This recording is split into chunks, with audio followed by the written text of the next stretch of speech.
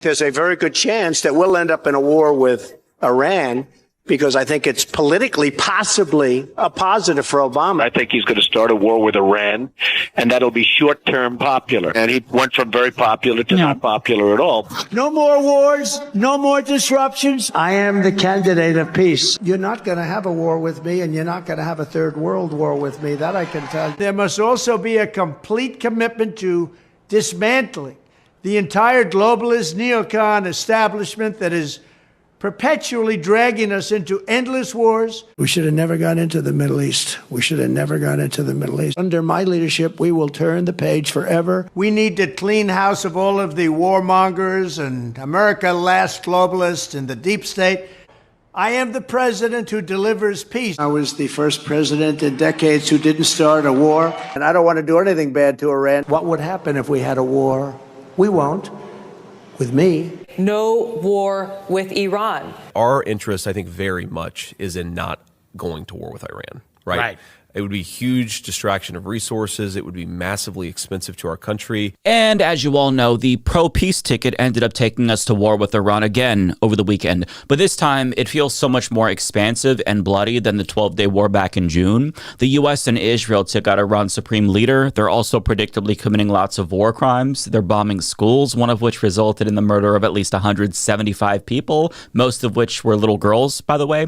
They've also already bombed multiple hospitals, but apparently they're just getting warmed up because in a 9-minute phone call with Jake Tapper, Trump said the following. We haven't even started hitting them hard. The big wave hasn't even happened. The big one is coming soon. Mind you, he said this after he blew up little girls, so I can only imagine how he's going to top that. Perhaps he'll bomb a preschool next. I'm sure that we're going to find out, though, soon. Either way, we know for sure that there will be more death, destruction, and chaos because of what they're doing. And what's infuriating to me is that the absolute dipshit who calls himself president seems genuinely surprised by all of the chaos that he decided to unleash upon the region. I asked the president about the fact that Iran attacked Arab countries in the region, Bahrain, Jordan, Kuwait, Qatar, and the UAE. He said that that was the biggest surprise so far for him and his team. Quote, "We were surprised. We told them," meaning the Arab countries, "we've got this." And now they want to fight, and they're aggressively fighting. Yeah, what a surprise. It's not like Iran warned us that they would retaliate against U.S. allies in the region if they were attacked or anything, but now the entire Middle East is on fire because the pro-peace president thought that it would boost his approval rating. I mean, it doesn't matter that a plurality of Americans disapprove of this war with Iran because he seems to think that it's going to help him politically, seeing as how he thought that Obama thought that bombing Iran would help him defeat Mitt Romney back in 2012. But fast forward to today, and we're in the bizarro version of reality where that dipshit who was angrily tweeting about Obama back in 2012 ended up becoming president and did the very thing that he predicted Obama would do, despite, by the way, claiming to be anti-war. So yeah, interesting times that we're living in. Now, some Trump supporters, I assume, are shocked that he decided to bomb Iran, even though on the campaign trail he said he wouldn't. But really, nobody should be surprised by this because if you look at what he did in his first term, it was evident that this man did indeed want to war with Iran. And guess who laid out the case as to why that was possible the best? Tulsi Gabbard. Here are the steps that Donald Trump has taken to create a war with Iran. He tore up the Iran nuclear agreement. Second, he has escalated crippling sanctions against Iran. Third, he designated Iran's military as a terrorist organization. Fourth, he continues to deploy more and more U.S. troops to the region. We've got to stop Donald Trump from starting a war with Iran. That lady is right on the money. If only we could have somebody like her in his administration to dissuade him from starting pointless wars, I think we'd be in a much better place. Man, that would be awesome, wouldn't it? But the good news is that the Trump regime knows that nobody wants this, and J.D. Vance explained why things actually are different this time. I certainly empathize with Americans who are exhausted after 25 years of foreign entanglements in the Middle East. I understand the concern, but the difference is that back then we had dumb presidents, and now we have a president who actually knows how to accomplish America's national security objectives. Well, thank goodness for that, because if the president were a huge dumbass, we'd be totally fucked right now. So I, for one, am grateful that we have a smart, stable, thoughtful, non-dumb fuck in the White House, because if we didn't, things would be very, very bad. But the good news doesn't end there, because Pete Hegseth announced that they are not going to be following the stupid rules of engagement, because that's, I guess, woke? No stupid rules of engagement, no nation-building quagmire, no democracy-building exercise, no politically correct wars. We fight to win, and we don't waste time or lives. As the president warned, an effort of this scope will include casualties. War is hell, and always will be. I guess that's supposed to make us feel reassured. Do you feel reassured by that? I mean, I didn't really expect them to follow the rules of engagement, seeing as how they're committing a genocide in Palestine and they're already bombing schools and hospitals. But now they're essentially admitting, yeah, we're just going to commit war crimes, and they think that that's going to be a selling point to get more Americans on board. That's interesting.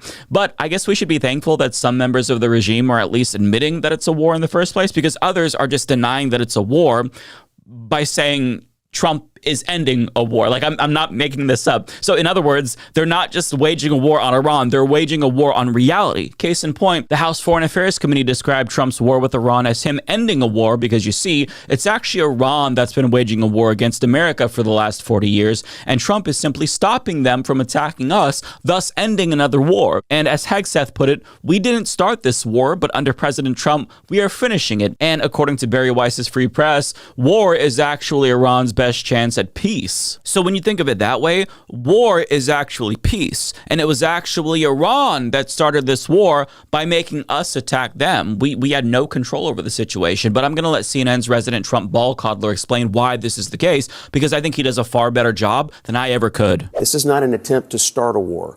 This is an attempt to prevent further conflict. This is an attempt to get the largest state sponsor of terror off the field. This is an attempt to stabilize the Middle East. I don't view this, Ashley, as starting a war as much as ending the people who are the preeminent terror threat in the world. They're at war with everybody. You know what? Thank you for saying that, Scott. Trump isn't starting a war. He's ending a war, which brings his total count to 9 for the libcucks not keeping track. And once you achieve this heightened form of thinking by huffing glue and eating feces, it becomes very clear that Trump didn't actually even invade Iran in the first place, as Republican Anna Paulina Luna put it. It is not the intention of the U.S. government to invade. That is not what is happening. These are isolated, strategic, large-scale attacks. Ah, I see.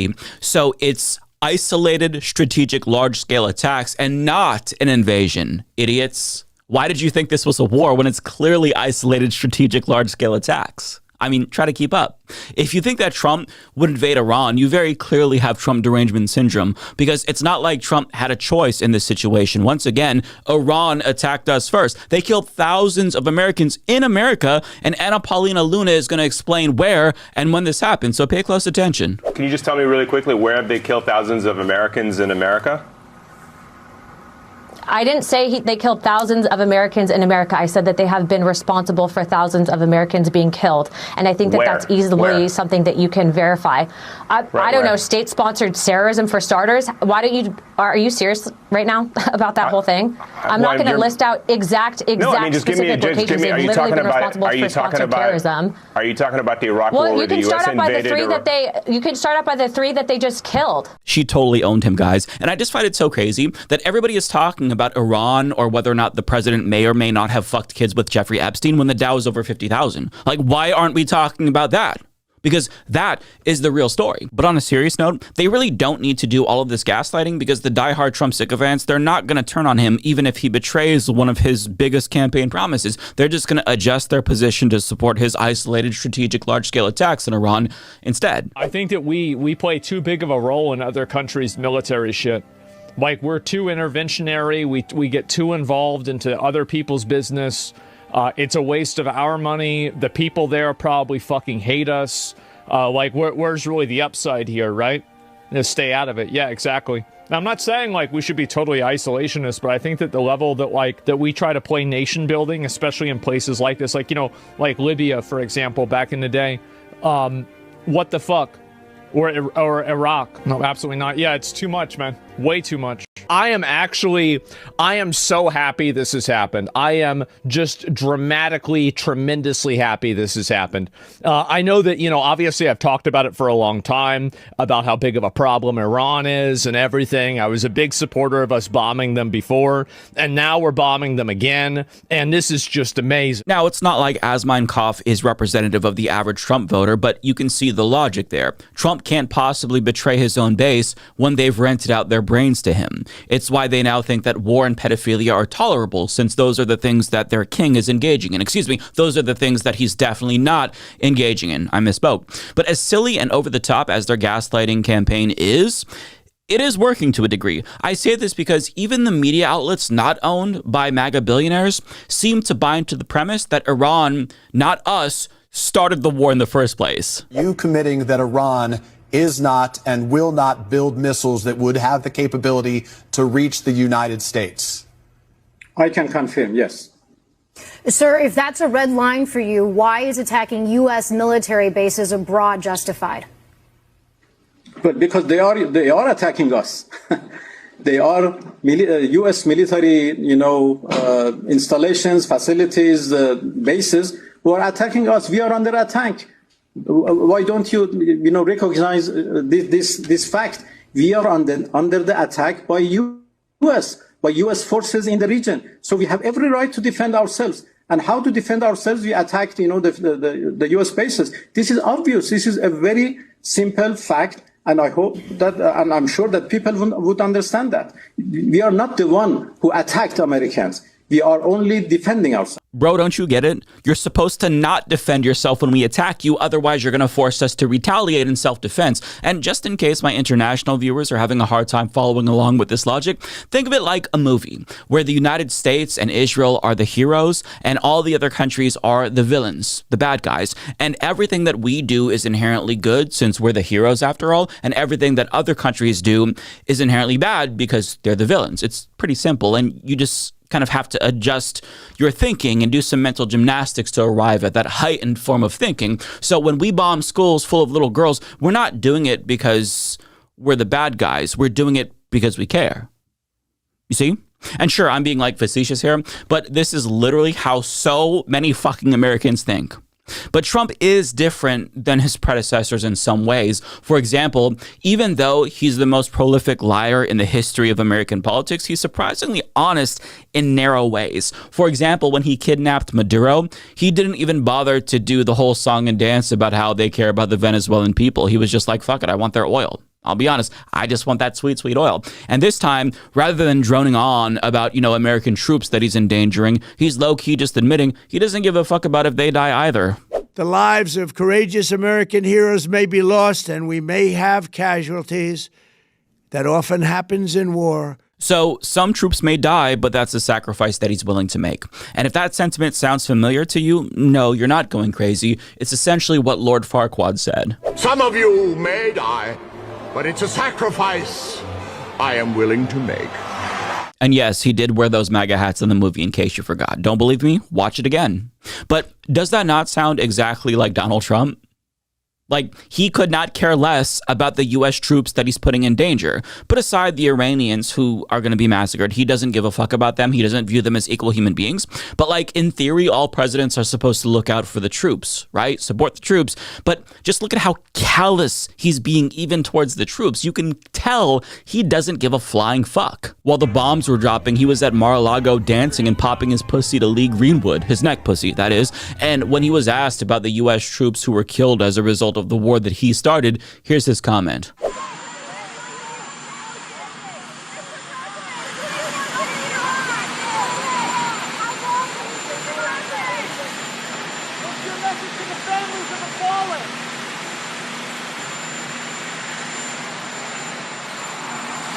So his message is basically, fuck them. They're suckers and losers, right? But in all fairness, he might have not heard what that reporter was asking, or maybe he didn't want to answer questions. Fair enough. Although, I will say that when he finally did address the troops that died, he basically went full Lord Farquaad. Earlier today, CENTCOM shared the news that 3 U.S. military service members have been killed in action. And sadly, there will likely be more. Before it ends, that's the way it is. Shit happens. Suck it up, Buttercup. It could be worse. They could be Iranian schoolgirls or a toddler in Gaza getting sniped in the head by an IDF soldier. War is hell, as Hegseth put it. So, this is just something that is going to happen, which is why he decided to start a war with Iran so he can end their 47-year war on us. And the good news is that the Trump regime and its Israeli allies are already laying the groundwork to end wars in other countries by starting new wars, such as with Cuba and Turkey. Cuba's next. They're going to fall. This communist dictatorship in Cuba, their days are numbered. Maybe we'll have a friendly takeover of Cuba. Turkey is the new Iran. That was Naftali Bennett, the former prime minister of Israel, designating our NATO ally Turkey, who we're sworn to protect, as the new Iran. So it's going to be really interesting to see which side we're going to take when given the choice between, longtime NATO ally Turkey and Israel. I'm just kidding. Of course, we know that we're going to take Israel's side. But you also heard Lindsey Graham talk about how Cuba is next, and he's very clearly influencing Donald Trump, who's been floating, a friendly takeover of Cuba. And I don't know what that looks like. He's already starving Cubans out as we speak. Maybe he's going to drop some friendly bombs on them that explode with glitter. Who knows? But at risk of sounding like I have TDS, I do think it's logical to ask how long we're supposed to tolerate an unhinged madman stirring up shit around the world on a near weekly basis, because I'm getting pretty tired myself. A reasonable country would have impeached and removed him after the first war with Iran, since that was illegal. By the way, he did not have authority domestically or internationally to do that, but he did it anyway, and we're just letting him do it again. And that's because we have no opposition party functionally in this country. So we're going to have to deal with a president who chooses to wage war for seemingly no reason in perpetuity because, he's just going to keep doing it. The Pentagon contradicted the regime's claim that Iran was going to attack us. So if you're wondering why he's doing this, your guess is as good as mine, because he wants to, right? Maybe he thinks that it's going to help his sinking approval ratings. That's why he said Obama was going to attack Iran after all. Maybe Israel is blackmailing him. He was best friends with Jeffrey Epstein, who was almost certainly an Israeli intelligence asset. I don't know. Maybe that's part of it. Maybe he thinks it'll foster support for legislation to rig elections since he's claiming Tehran interfered with the 2020 election. Maybe he was just bored. That's Philip Naughton's theory in an article for the Daily Beast, since the generals warned him against war with Iran, but he did it anyway. So maybe he's just bored. Nobody knows. Part of the reason why he kidnapped Maduro was because he thought that Maduro's dancing was a slight to him. He thought that this leader was antagonizing him by dancing, so he decided to kidnap him. So that's where we're at, my friends. We have a baby-brained dipshit invading countries and U.S. cities, by the way, just on a whim, if he feels like it. And I guess we're just supposed to tolerate this. At least that's what Congress expects, since there's no movement to impeach him. And I say, maybe we should actually move to remove him. Impeachment, 25th Amendment, I'm not really sure. But either way, we need to find a way to get this madman out of office, because if we don't, things are only going to get worse. Okay. And there needs to be a general strike, because I don't really expect government officials to act. And there was real momentum leading up to a general strike in the heat of his invasion in Minneapolis, but that just kind of dissipated and people stopped talking about it after he withdrew. But he's not going to stop doing fucked up shit. After Iran, maybe it'll be Cuba or California. The only way to rein in a rogue government is for the people to rise up and stop it themselves with a coordinated general strike that grinds the entire fucking country to a halt. And if we can't come together now to stop somebody when the stakes are this high, I don't think we ever will come together to stop any other president. So it's probably going to continue. That's the cheerful note that I'll leave you with today, my friends. 播报新闻是我的日常，必须时刻保持妆容和皮肤的最佳状态。当来到人生中最重要的时刻，也是 KS 逆时奇迹帮助我轻松驾驭，闪闪发光。KS 逆时奇迹活肤露全效精华、精华霜，多达5种 EGF 6大冻龄关键成分，保湿效果让我非常满意，小细纹也不再困扰我。我就是我自己的最佳女主角 ，KS 让我从容自信、光彩动人。我是我人生中的大女主，我的最爱我做主。KS 逆时奇迹系列热卖中，下单请上快点购。透过中天新闻网 App 下单立减50%，或输入 CTI 推荐码有额外折扣。